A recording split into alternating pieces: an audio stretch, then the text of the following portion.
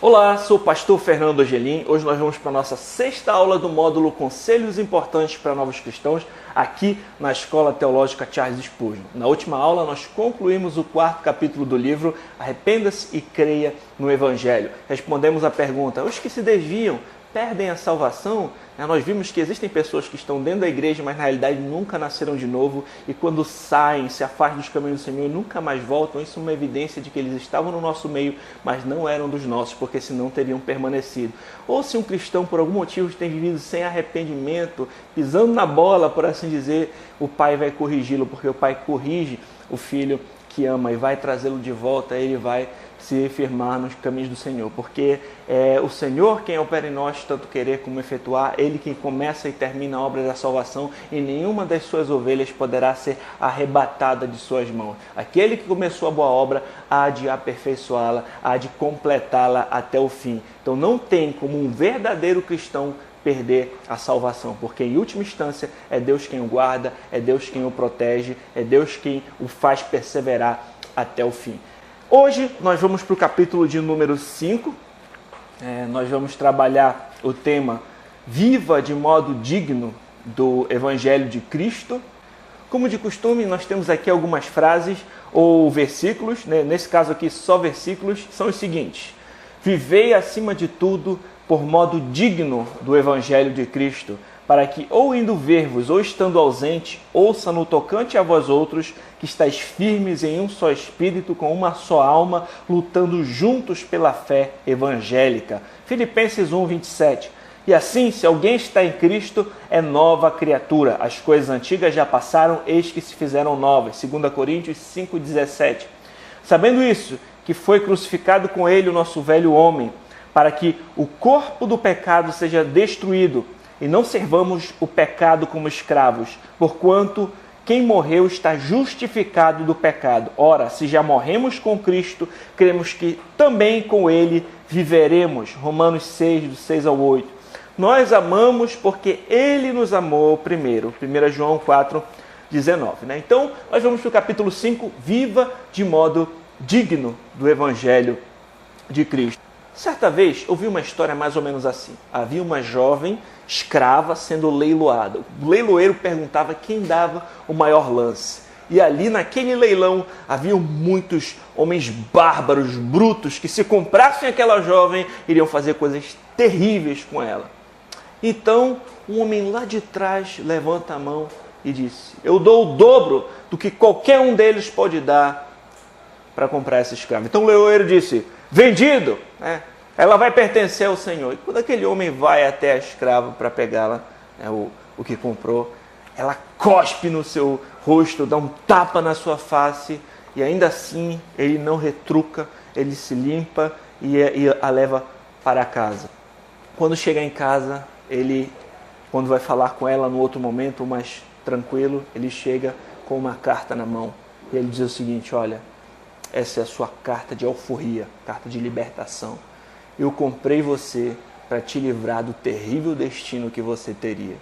Então aquela jovem começou a chorar, aquela moça começou a chorar, se ajoelhou e disse: ninguém jamais demonstrou tanto amor por mim.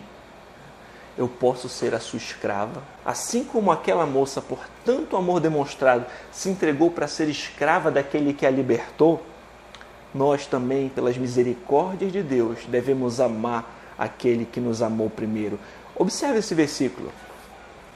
Rogo-vos, pois, irmãos, pelas misericórdias de Deus, que apresenteis o vosso corpo por sacrifício vivo, santo e agradável a Deus, que é o vosso culto racional. Romanos 12, 1. Na carta de Paulo aos Romanos, nos 11 primeiros capítulos, temos uma parte doutrinária. Paulo apresenta o Evangelho, que é poder de Deus para a salvação daquele que crê. Demonstra que tanto os gentios quanto os judeus pecaram contra Deus, que todos pecaram, estão destituídos da glória de Deus, e nós somos salvos somente pela graça, mediante a fé em Cristo Jesus. Ele expõe a obra redentora, fala da soberania de Deus, da responsabilidade humana, da relação entre judeus e gentios, e finaliza o capítulo 11 com uma doxologia, com uma adoração, exaltando os desígnios de Deus por tão grandiosa obra de salvação. No capítulo 12 começa a parte prática da carta, a nossa resposta diante das misericórdias de Deus. Nós temos uma resposta em adoração e ação, enaltecer os desígnios do Senhor e apresentar o nosso corpo como um sacrifício vivo, santo e agradável a Deus. Esse é o nosso culto racional. Em seguida, Paulo desenvolve os aspectos práticos durante o restante da carta. Da mesma forma, ao compreendermos que em Cristo nós nascemos de novo, nós também devemos viver, andar, caminhar em novidade de vida. Os nossos corpos que serviam o pecado, agora devem servir ao Senhor. Os nossos olhos que viam imoralidades, agora devem ser purificados. Assim como Jó, nós devemos fazer aliança com os nossos olhos. No caso dele, para não colocar em uma donzela, por exemplo. As nossas mãos que serviam para agredir, para pecar, agora são usadas para amparar o necessitado, para o serviço do Senhor. Os nossos pés que caminhavam por caminhos tortuosos, agora estão preparados para anunciar as boas novas do Evangelho. Como novas criaturas, nós devemos andar em novidade de vida. Em Cristo, o pecado não tem mais domínio sobre nós. Por isso, nós temos condições de combatê-lo e viver de modo digno do Evangelho. Não devemos nos conformar com este mundo, mas transformá-lo pela renovação do nosso entendimento. Devemos ter uma vida diferente da que tínhamos quando não temíamos a Deus, diferente da que segue o curso deste mundo. Surge então a pergunta: o que é mundo? A palavra mundo, no grego cosmos, ela tem um significado diferente de acordo com o seu contexto. Nós sempre temos que observar o contexto. Lembra da primeira aula ali, quando a gente falou a respeito das dicas para a correta interpretação da Bíblia, de observar o contexto? Pois é, então alguns significados dessa palavra podem ser mundo como uma quantidade grande de pessoas, João 12, 19. Mundo referindo-se à humanidade, João 3,16. Mundo como todas as coisas ao nosso redor, Atos 17, 24. Mundo como o planeta Terra, Mateus 4,8, Salmo 24, 1. Mundo como um sistema corrompido, influenciado por Satanás. Ser mundano é buscar satisfazer suas vontades sem levar em consideração o que diz a palavra de Deus. E é este significado de mundo que nós nos referimos assim.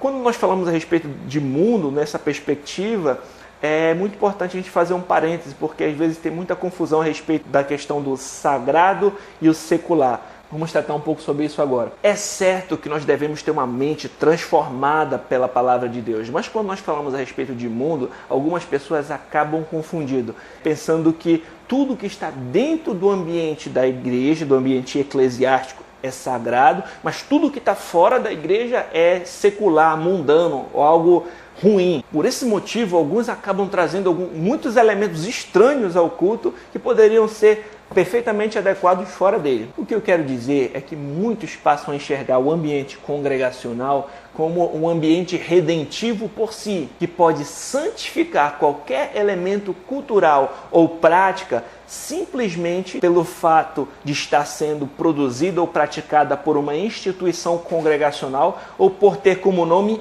gospel. Dessa maneira, a visão do que é lícito e ilícito pelo Senhor se torna superficial, supersticiosa e não bíblica. Assim como a própria plenitude e liberdade cristã de desfrutarmos das dádivas de Deus e nos afastarmos daquilo que desagrada por nós relacionarmos o profano simplesmente às atividades e não aos princípios que as regem. Por exemplo, você pode ter a habilidade de ser um jogador de futebol, mas isso não quer dizer que você vai ter que fazer embaixadinha no culto de domingo. Por outro lado, existem aqueles que acham que todo o trabalho que fazem fora da igreja é de alguma forma ruim, chamam de secular no sentido de mundano. Esse dualismo sagrado e secular é perigoso, pois nem tudo que está fora da igreja é mundano e nem tudo que é produzido por um ambiente dito cristão vai agradar a Deus simplesmente por isso. Uma prova disso é a quantidade de músicas que são ditas gospel e tem letras inadequadas, antibíblicas, tem blasfemado o nome do Senhor e muitos cantam simplesmente por ter o título santificador de gospel. A questão é que a visão cômoda de dualismo por parte dos crentes é consequência de um abandono, de uma busca real e sincera por princípios escriturísticos que nos capacitem a desfrutar da liberdade cristã e nos apartarmos do mal conforme a vontade de Deus e não simplesmente por estigmatização de determinadas atividades. Tal abandono tem gerado crentes débeis, incapazes de relacionar-se com a cultura de maneira verdadeiramente santa, bem como de afastar-se de elementos perversos, mesmo que eles estejam sob um falso argumento de santificação. R.C. Sproul, no livro Como Devo Viver Nesse Mundo, clarifica a tensão dessa situação trágica no seguinte comentário: o abandono da revelação divina tem levado nossa cultura ao caos na área ética. Perdemos a base de conhecimento, o fundamento epistemológico para descobrirmos o bem. Não estou sugerindo que Deus nos dê um livro de normas que é tão detalhado em seus preceitos que todas as decisões éticas são fáceis. Isso seria simplificação excessiva da verdade. Deus não nos deu instruções específicas para cada e toda questão ética com que nos deparamos, mas também não somos deixados a tatear na escuridão e tomar nossas decisões com base em mera opinião. Isso é um conforto importante para o cristão, porque nos assegura que em lidar em questões éticas nunca estamos operando num vácuo. As decisões éticas que fazemos afetam a vida das pessoas, moldam e influenciam a personalidade e o caráter humano. É nesse ponto que precisamos da ajuda da extraordinária sabedoria de Deus. Alguém certa vez disse que se você é um cristão, até as louças da sua casa serão sagradas. Embora todos os cristãos sejam comissionados para fazerem discípulos do Senhor Jesus Cristo, nem todos foram chamados a serem pastores ou diáconos. Talvez você possa ser um médico cristão, um dentista, um advogado, um músico, um professor. E mesmo essas profissões, estando fora das paredes do templo, podem glorificar a Deus. O trabalho não é pecaminoso em si, pelo contrário, é uma bênção. Existe uma conhecida história de um sapateiro que foi conversar com Martinho Lutero e perguntou como ele poderia servir a Deus. E Lutero respondeu algo mais ou menos assim: faça o melhor sapato que você puder e venda por um preço justo. Devemos ter essa compreensão que nem tudo que está fora da igreja é mundano e nem tudo por estar dentro do ambiente eclesiástico será necessariamente sagrado. Pode ser que o mundanismo invada instituições eclesiásticas com doutrinas equivocadas, como a teologia da prosperidade, letras egocêntricas, heresias, elementos estranhos às escrituras, entre muitos outros perigos que vamos abordar mais na frente em aulas posteriores. Nessa mesma linha de raciocínio, é importante nós lembrarmos do significado do que chamamos na teologia de graça comum. Esse é o entendimento de que Deus sustenta toda a criação, estendendo sobre todos, justos e ímpios, benefícios imerecidos, até mesmo entre os não redimidos, concedendo, dentre esses benefícios, dons e habilidades, como Wayne Grudem, na sua teologia sistemática, nos ajuda a compreender melhor esse conceito de graça comum. Adão e Eva não morreram imediatamente, embora a sentença de morte começasse a ser aplicada na vida deles no dia em que pecaram. A execução plena da sentença de morte foi retardada por muitos anos. Além disso, milhões de seus descendentes até o dia de hoje não morrem nem vão para o inferno tão logo pecam, mas continuam a viver por muitos anos, desfrutando de bênçãos incontáveis nessa vida. Como pode ser isso? Como Deus pode continuar a conferir bênçãos a pecadores que merecem somente a morte? Não somente aos que finalmente serão salvos, mas também a milhões que nunca serão salvos, cujos pecados nunca serão perdoados? A resposta a essas perguntas é que Deus concede-lhes graça comum. Podemos definir graça comum da seguinte maneira: graça comum é a graça de Deus pela qual Ele dá às pessoas bênçãos inumeráveis que não são parte da salvação. A palavra comum aqui significa algo que é dado a todos os homens e não é restrito aos crentes ou aos eleitos somente. Diferentemente da graça comum, a graça de Deus que leva as pessoas à salvação é muitas vezes chamada de graça salvadora. A graça comum é diferente da graça salvadora. Quanto aos resultados, ela não traz salvação, seus destinatários. Ela é dada aos crentes e descrentes igualmente. E sua fonte, ela não flui diretamente da obra expiatória de Cristo, visto que a morte dele não obtém nenhuma medida de perdão para os descrentes. E, portanto, nem os crentes nem os descrentes fazem jus às suas bênçãos.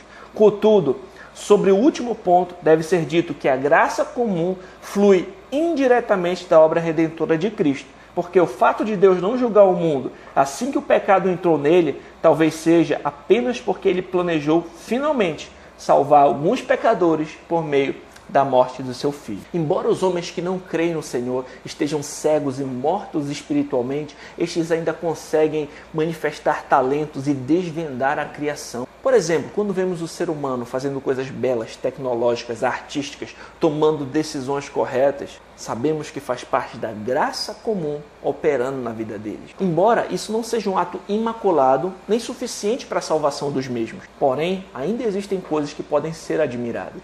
Contudo, sempre devemos tomar cuidado para não sermos influenciados negativamente ou até mesmo levados à tentação e ao pecado por algum conteúdo pervertido, seja produzido por quem for, seja intitulado secular ou gospel. Devemos ter discernimento de nos afastarmos daquilo que é contaminado e reter o que é bom, e o crivo deve ser a palavra de Deus. Entretanto, entenda que se você é um cristão, a sua vida toda pertence a Deus. C.S. Lewis, no seu livro Cristianismo Puro e Simples, disse o seguinte: a vida cristã é diferente, é mais difícil e é mais fácil.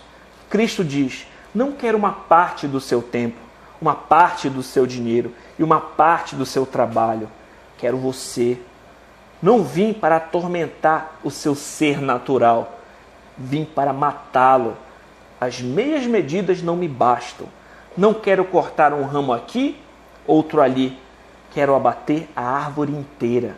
Não quero raspar, revestir ou obturar o dente. Quero arrancá-lo.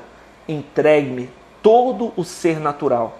Não só os desejos que lhe parecem maus, mas também os que se afiguram inocentes. O aparato inteiro. Em lugar dele, dar-lhe-ei um ser novo. Na verdade, dar-lhe-ei a mim mesmo. O que é meu se tornará seu. Suas habilidades, tudo o que você faz, faça para a glória de Deus. Seja comendo, bebendo, trabalhando, servindo, faça tudo de forma que glorifique a Deus. Pois para um cristão, todas as áreas de sua vida são santificadas, separadas para o Senhor. Ele nos comprou com sangue para que vivamos para a glória dele. Observe qual é o seu chamado e busque cumpri-lo com excelência. Já que nós terminamos esse parêntese, podemos voltar ao assunto. Não se conforme, transforme. Nós estamos no mundo, mas não pertencemos ao mundo. Nossa pátria é celeste. Estamos aqui como peregrinos, mas não devemos viver isolados dentro de uma bolha, tampouco viver conforme o padrão desse mundo, como um sistema corrompido e influenciado por Satanás. Pelo contrário, devemos ser a luz do mundo e brilhar no meio da escuridão. Fazer a diferença, como disse o nosso Senhor Jesus Cristo: não peço que os tires do mundo, e sim que os guarde do mal. João 17,15. Como explica novamente R.C. Sproul no livro Como Devo Viver Nesse Mundo. Há uma teoria por trás de nossa ação moral. Talvez não sejamos capazes de articular essa teoria, nem mesmo estejamos imediatamente cônscios dela. Todavia, nada manifesta mais nitidamente nosso sistema de valores do que as nossas ações. A tarefa do cristão é despojar-se do velho homem com seus feitos e revestir-se do novo homem que é parecido com Cristo. Isso seria como tirar uma roupa velha e suja e vestir uma roupa limpa, nova. Abandonar hábitos pecaminosos e substituir por práticas agradáveis ao Senhor. O livro Santidade, sem a qual ninguém verá o Senhor, afirma corretamente: a santidade é o hábito de ter a mesma mente de Deus, à medida em que tomamos conhecimento da sua mente descrita nas Escrituras. É o hábito de concordar com o juízo de Deus, abominando aquilo que ele abomina, amando aquilo que ele ama e medindo tudo quanto há neste mundo pelo padrão da sua palavra. A pessoa mais santa é aquela que em tudo concorda com Deus.